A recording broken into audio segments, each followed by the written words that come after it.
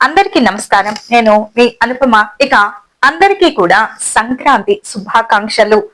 సంక్రాంతినే పెద్దల పండుగ లేదా మకర సంక్రమణం లేదా మకర సంక్రాంతి అనేటటువంటి వివిధ పేర్లతోటి మనమంతా కూడా పిలుస్తూ ఉంటాము. గతించినటువంటి పెద్దవాళ్ళను గుర్తు చేస్తూ వారికి ఇష్టమైనటువంటి వస్తువులను మంచిగా వండి పెట్టి అరిటాకులో అలా అమర్చి వాళ్ళకి ఇష్టమైనటువంటి ఆహారాన్ని భోజనాన్ని వారికి ఏ రంగు దుస్తులైతే ఇష్టమో వారి ఇష్టాన్ని గుర్తించి మర్చిపోకుండా ప్రతి సంక్రాంతి రోజు సంక్రమం రోజు అంటే మకర సంక్రమణం అంటూ ఉంటారు కదా, అంటే సూర్యుడు మకర రాశిలోకి ప్రవేశించిన కారణంగా దీనికి మకర సంక్రాంతి లేదా సంక్రాంతి లేదా పెద్దల పండుగ అనేటటువంటి పేర్లు ఇలా మనకు చాలా పేర్లు ఉంటూ ఉంటాయి. తెలుగు వారికి ముఖ్యమైనటువంటి పండుగ పెద్ద పండుగ ఏదైనా ఉంది అంటే అది సంక్రాంతి మాత్రమే.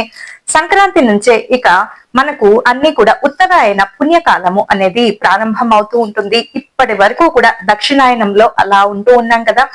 దేవతల ప్రకారం తీసుకుంటే ఇదంతా కూడా చీకటి కాలము.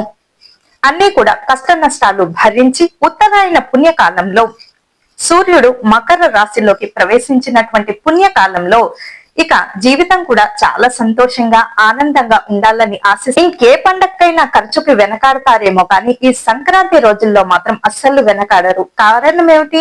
తెలుగు వారికి అతిపెద్ద పండుగ సంక్రాంతి కాబట్టి వ్యవసాయదారులకు కూడా పండుగే. ఎందుకంటే కొత్త పంట చేతికి వస్తుంది, చక్కగా ఇల్లంతా నిండుగా ఉంటుంది. కొత్త బెల్లము, కొత్త బియ్యము ఇలా అన్ని కూడా నిండుగా ఉంటాయి కాబట్టి వండటానికి అనువుగా ఉంటుంది. వ్యవసాయదారుల పండుగ, అలాగే రైతుల పండుగ, అలాగే పంటలు చేతికొచ్చేటటువంటి సమయంలో జరుపుకుంటారు కాబట్టి రైతులకు పశువులకు కృతజ్ఞతా భావము తెలిపేటటువంటి పండుగ కూడా.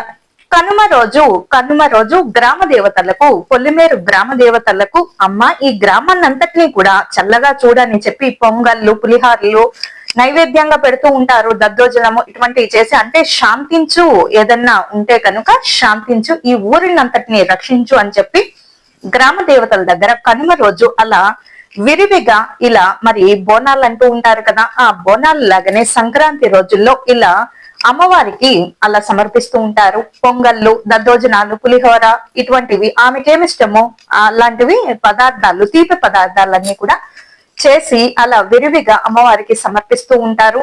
మరి ఎక్కడ ఏ పండగకైనా మనము ఎక్కడెక్కడ ఉన్నా పర్వాలేదు కానీ ఒక సంక్రాంతి రోజు మాత్రము అందరూ ఒక చోటికి చేరుతూ ఉంటారు. ఉద్యోగ రీత్యా ఎక్కడెక్కడ ఉన్నప్పటికీ అందరూ కూడా పల్లెటూర్లకు వెళ్ళిపోతూ ఉంటారు, లేదా దగ్గరలో ఉంటే దగ్గరలో ఉండేటటువంటి బంధువుల ఇంటికి వెళ్ళిపోతూ ఉంటారు. ఎందుకు అంటే సంక్రాంతి